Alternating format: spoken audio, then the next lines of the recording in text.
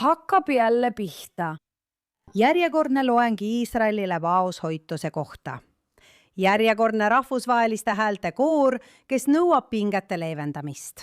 Järjekordne katse teeselda, et kui Iisrael lihtsalt taluks veel ühe rünnaku, ignoreeriks veel ühe raketi, lepiks veel ühe rikkumisega, siis kuidagi ilmuks rahu iseenesest. Aga Lähis-Idas asjad nii ei käi. Iisrael ei ärganud eile üles sooviga tüli otsida. Viimased rünnakud toimusid pärast seda, kui Hezbollah ründas taas Iisraeli, rikkudes kokkuleppeid, mis pidid takistama sõja naasmist. Iisrael vastas, rünnates Hezbollaha sihtmärke Beiruti lõunapoolsetes eeslinnades, piirkonnas, mis on juba ammu olnud organisatsiooni üks peamisi tugipunkte. Ja siin muutub rahvusvaheline arutelu tahtlikult ebaausaks. Maailm räägib endiselt Hezbollahst ja Iraanist, justkui oleksid nad eraldiseisvad tegutsejad. Nad ei ole seda. Hezbollah ei ole lihtsalt Liibanoni poliitiline liikumine, mis aeg-ajalt saab Iraanilt toetust. See on Iraani kõige edukam välismaine sõjaline projekt. Selle lõi, relvastas, rahastas, koolitas ja toetas Teheran. Selle relvastus, doktriin, juhtkond ja strateegiline eesmärk on lahutamatult seotud Iraani režiimi piirkondlike ambitsioonidega. Seetõttu reageerib Iraan iga kord, kui Iisrael astub vastu Hezbollah'le, justkui oleks teda ennast rünnatud. Sest Teheraani vaatenurgast ei ole Hezbollah lihtsalt liitlane, vaid Iraani võimu pikendus Iisraeli põhjapiiril. Eelpositsioon, mis on loodud Iisraeli ähvardamiseks ja Iraani mõjuvõimu laiendamiseks kogu piirkonnas. Ja meenutage, mida Hezbollah tegelikult on teinud.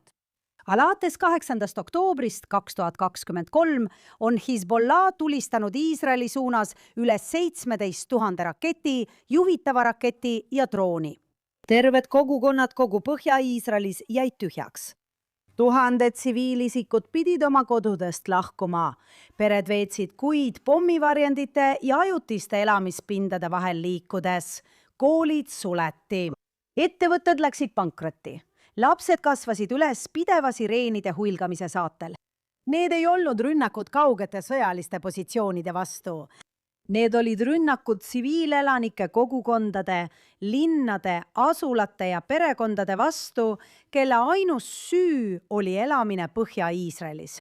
Ometi on maailm kuidagi selle reaalsusega harjunud. Tuhanded raketid lastakse Iisraeli tsiviilelanike pihta ja ootus on, et Iisrael peaks lihtsalt rünnakud vastu võtma, vaoshoitust üles näitama ja ootama, kuni diplomaatia tööle hakkab.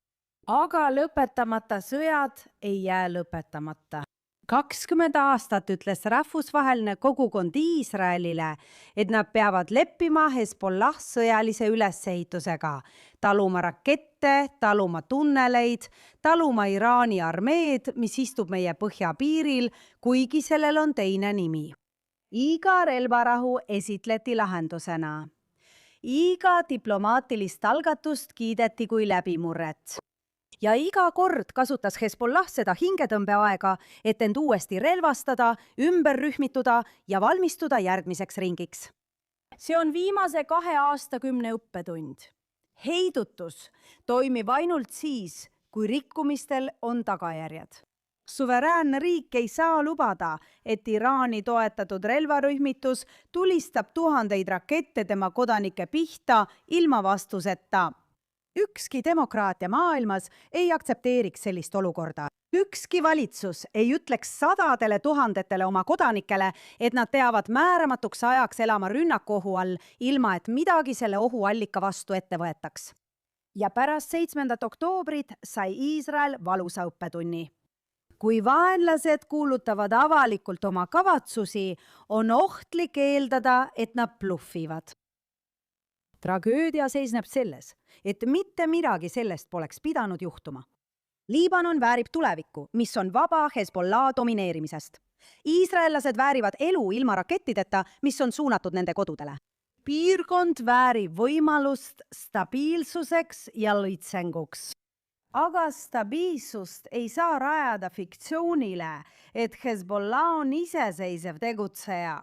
Või et Iraan võib rahastada, relvastada, juhtida ja oma käsilasarmee tegevuse üle juubeldada, vältides samal ajal vastutust tagajärgede eest. Tänane valik ei ole sõja ja rahu vahel. Valik seisneb selles, kas astuda vastu ohule, mis on juba tulistanud Iisraeli elanikkonna pihta üle 17 000 raketi ja drooni, või lasta sellel ohul homme veelgi tugevamaks muutuda. Ja just sellepärast usub Iisrael, kas maailmale see meeldib või mitte, et ta peab töö lõpule viima. Eesmärk ei ole lõputu sõda. Eesmärk on tagada, et Põhja-Iisraeli tsiviilelanikud saaksid lõpuks koju naasta, oma kogukonnad üles ehitada ja elada ilma Iraani proksiarmee varjuta, istudes nende piiril, oodates järgmist võimalust rünnata. Ainus lõputu sõda, tundub, on juutide vastu ja meil on sellest küllalt. Olgu.